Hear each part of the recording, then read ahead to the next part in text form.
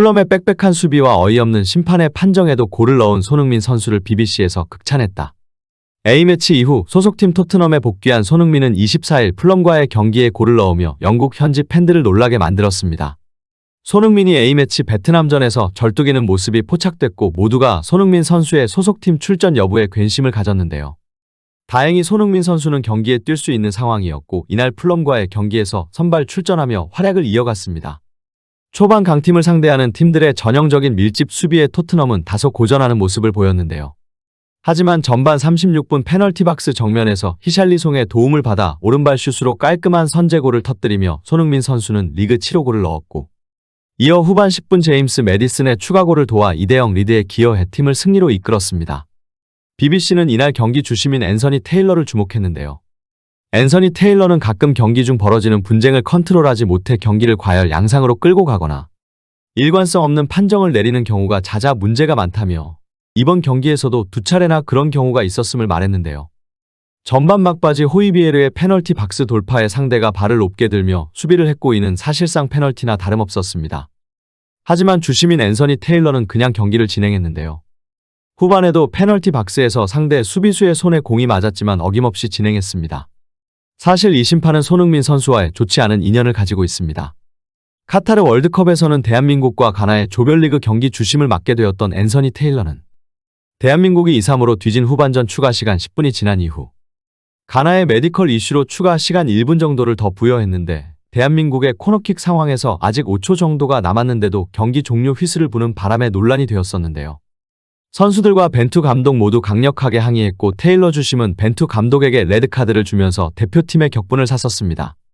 메디컬 이슈로 추가 시간 1분을 더 부여했던 건 둘째치고 공격팀의 코너킥 상황에서 추가 시간이 소진되자마자 경기를 끝내버리는 것은 매우 이례적인 일이라고 할 수 있었는데요. 그리고 이어진 F조 3차전 벨기에와 크로아티아 경기에서도 산술적으로 종료 시간까지 5초 남은 상태에서 그대로 경기를 끝냈습니다. 손흥민 선수도 지난 19년도에 테일러에게 퇴장을 당했던 적이 있었는데요. 첼시와의 잉글랜드 프리미어리그 EPL 18라운드 경기 후반 17분. 윌리앙에게 전반 12분 통렬한 선제골을 얻어맞고 전반 추가 시간 4분 페널티킥 골까지 내줘 0대2로 뒤져있던 순간 손흥민 선수가 상대 수비수 안토니오 리디거와 몸싸움을 벌이며 넘어졌는데 앤서니 테일러는 곧바로 레드카드를 꺼내들었습니다. 토트넘과 뉴캐슬 유나이티드 미드필더 출신인 저메인 제나스는 손흥민의 퇴장 장면이 전혀 폭력적으로 느껴지지 않았다며 형편없는 판정이라고 BBC에 털어놓기도 했는데요. 이날 풀럼과의 경기에서도 충분히 페널티킥이 나올 만한 장면이 2번이나 나왔음에도 앤서니 테일러 심판은 이를 주지 않았고 심지어는 VAR 판독도 하지 않았습니다. 페널티킥이 선언된다면 전담 키커인 제임스 매디슨 혹은 손흥민 선수가 차게 될 가능성이 높았는데 사실상 두 골을 도둑 맞았는데요. 그럼에도 손흥민 선수는 전반 36분 히샤를리송의 패스를 받아 속임 동작으로 슈팅 각도를 만들어냈고 강력하고 정확한 오른발 가마차기 슈팅으로 선제골을 만들었습니다. 손흥민은 이 득점으로 프리미어리그 통산 110골 고지에 올라섰는데요. 이날 완승을 거둔 토트넘은 맨체스터 시티를 제치고 단독 선두로 올라섰습니다.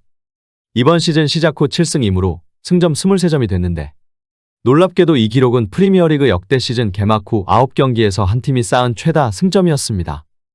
자연스레 스포트라이트는 엔제 포스테코글루 감독에게 향했는데요.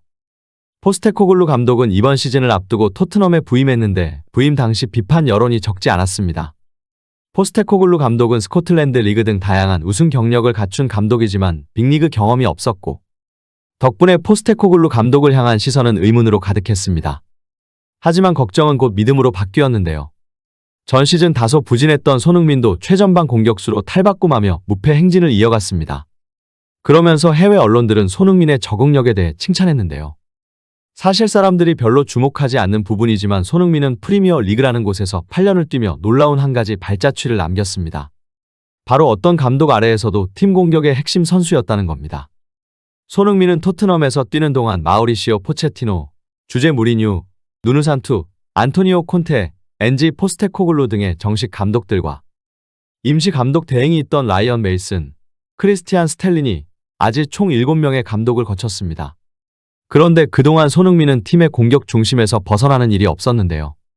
이런 게 뭐가 대단하고 중요한 거냐고 말할 수도 있지만 축구 감독은 저마다 확고한 전술 철학이 있고 선수 취향이 다 다른데 어떤 감독 아래에서도 항상 중심에서 핵심 자원으로 뽑혔다는 것은 매우 대단한 일입니다. 영국 축구 전문가이자 칼럼니스트인 앨런 마틴도 손흥민이 뛰어난 선수라서 모든 감독에게 사랑받은 게 아니라 모든 감독에게 사랑받기 때문에 뛰어난 선수인 것이다라는 얘기를 하기도 했는데요. 그러면서 마틴은 이런 얘기를 덧붙였습니다. 손흥민이 모든 감독들한테 사랑을 받는 이유는 단지 스피드가 빠르고 슈팅이 좋기 때문이 아니다. 손흥민이 갖고 있는 공격적 무기는 어마무시하지만 그것만으로 모든 감독한테 사랑을 받기는 어려웠을 것이다. 그러니까 이 얘기는 손흥민이 모든 감독들한테 호불호 없이 사랑을 받는 이유가 손흥민이 가진 개인 능력 때문이 아니라 다른 특별한 능력 때문이라는 것인데요. 엔지 포스테코글루 감독 또한 이런 손흥민의 장점을 알아보고 주장으로 선임했고 무한한 신뢰를 줬습니다. 결과는 9경기를 치르면서 대성공을 이뤘는데요. 첼시 감독을 맡았던 히딩크 감독이 초반 9경기에서 승점 22점을 획득한 것이 프리미어리그 역대 최고 기록이었는데 이번 풀럼전 승리로 포스테코글루 감독은 히딩크 감독의 승점 획득 기록을 넘어섰습니다. 하지만 승리에 안주할 수는 없습니다. 팀의 핵심인 주장단의 손흥민과 제임스 매디슨, 크리스티안 로메로는 정말 없어서는 안 될 선수들인데요. 하지만 3명의 몸 상태가 완전 좋은 상태는 아닙니다.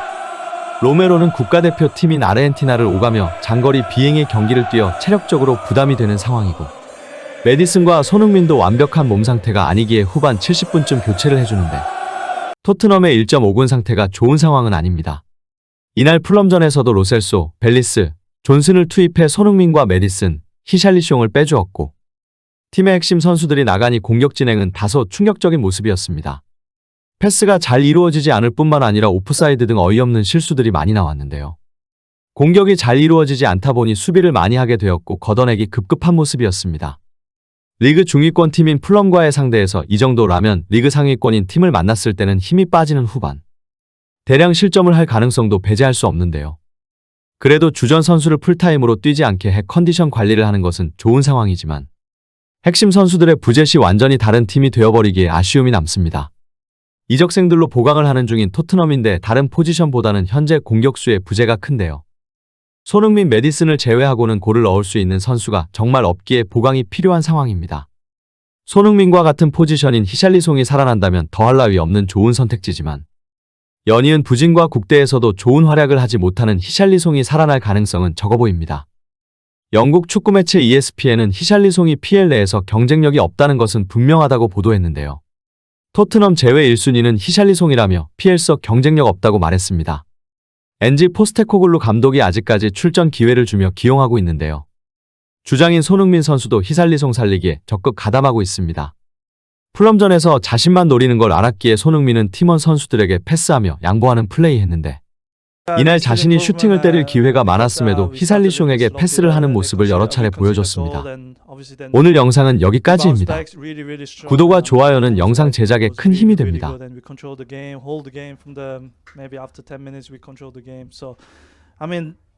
When you look at back the game, so obviously I always want to improve. That's why obviously we did a good job, but we wanna, if you wanna improve, you have to see that we didn't do well. You know, the stuff we have to look at it. So I think, but today performance wise, I think we are really happy. Obviously the result was fantastic.